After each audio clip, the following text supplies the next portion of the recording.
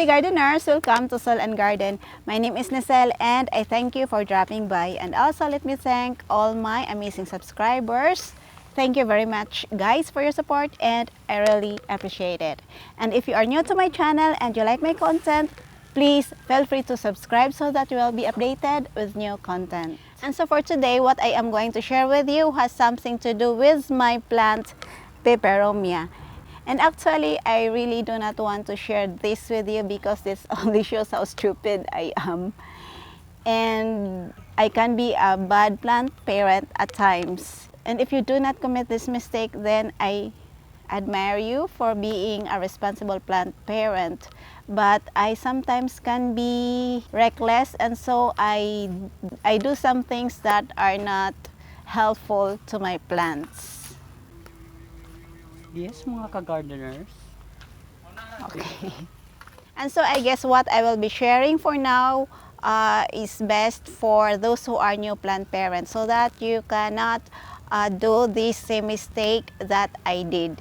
So what I did was I transplanted my Pepperomia, the mother of this plant, because this Pepperomia was propagated through leaf and it has a mother plant, of course.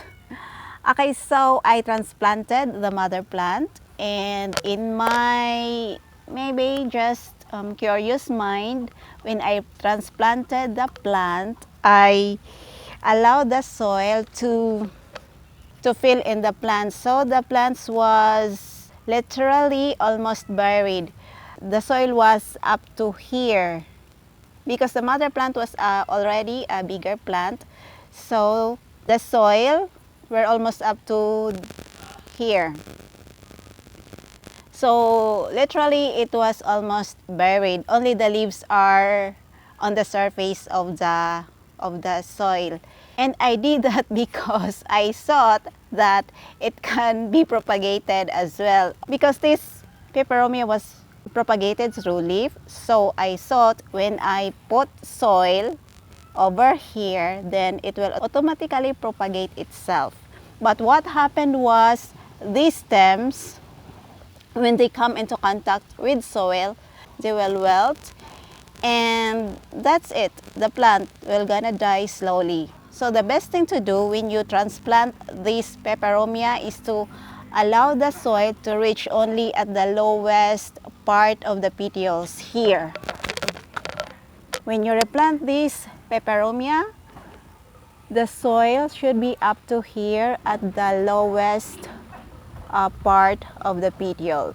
Because if you allow the soil to reach up to here, then the plant will eventually die because the petioles will wilt. And by doing that, you will avoid killing the plant. And I admit that I really killed the mother plant of this one, and I'm just thankful that I have propagated some of the leaves, and so that is why I have this new plant here. I just don't have the picture of the mother plant dying because I don't want to have a remembrance of my stupidity, and I'm ashamed to show it.